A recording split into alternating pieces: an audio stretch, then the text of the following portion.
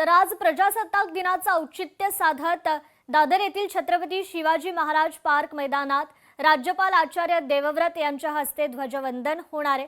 आपण थेट जाऊयात आपल्या प्रतिनिधी भाग्यश्री प्रधान आचार्य यांच्याकडे। सध्या त्या शिवाजी पार्कात उपस्थित आहेत।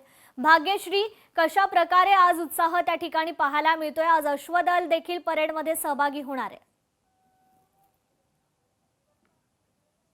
नक्कीच आज अश्वदल हीच तर परेडची खरी खासियत असणार आहे। 21 अश्व आहेत जे इथे सहभागी होणार आहेत। या व्यतिरिक्त विविध कॅडर्स जे आहेत ते इथे दाखल झालेले आहेत। एनसीसी, गाईड, नेव्ही या व्यतिरिक्त जे वेगवेगळे कॅडर्स आहेत ते इथे पोलिसांचे दाखल झालेले पाहायला मिळतात। काही रथ आहेत, प्रशासनाकडून जी तयारी करण्यात आली आहे ती देखील पूर्ण झाली आहे। त्या प्रशासनाच्या विभागातले काही रथ आहेत, त्यामध्ये हिंददी सादर सारखे रथ आहेत। या व्यतिरिक्त पर्यटन आहे, पर्यावरण आहे, उच्च तंत्र शिक्षण आहे।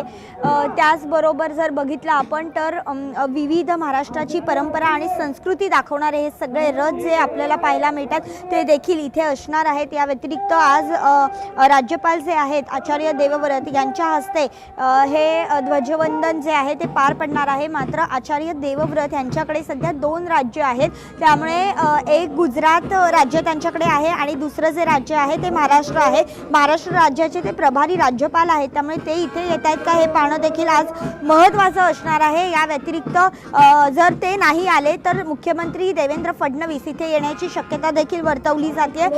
सध्या आपण बघू शकतो की तयारीची आहे ती सुरू आहे। अजून पूर्णतः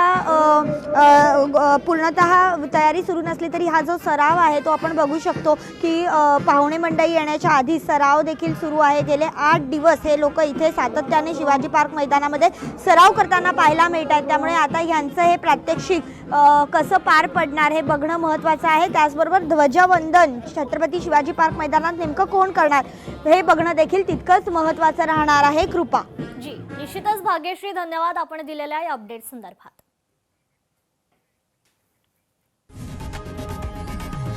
लोकशाही मराठी ऐका, पहा, जागरूक रहा।